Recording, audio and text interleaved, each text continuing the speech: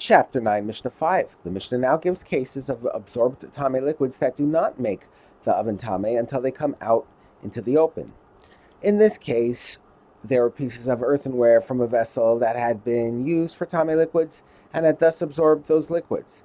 And these pieces of earthenware fell into the airspace of a tahor oven. If the oven was then heated, it becomes tame from the tame liquids, because liquid absorbed in earthenware will eventually come out when the earthenware gets hot. Therefore, we assume that the tame liquid did come out of the pieces of earthenware and made the oven tame by being in the oven's airspace. And the same is true in the case of fresh olive pulp from which the oil has been squeezed out. If there is still some tame liquid absorbed in it and it falls into a hot oven, the oven becomes tame because the heat causes the tame oil inside the pulp to come out into the oven's airspace. However, in the case of old olive pulp, i.e. more than a year old, that fell into a hot oven, the oven remains tahor, since we can assume that, after a year has passed, the pulp is so dry that no oil at all remains in it.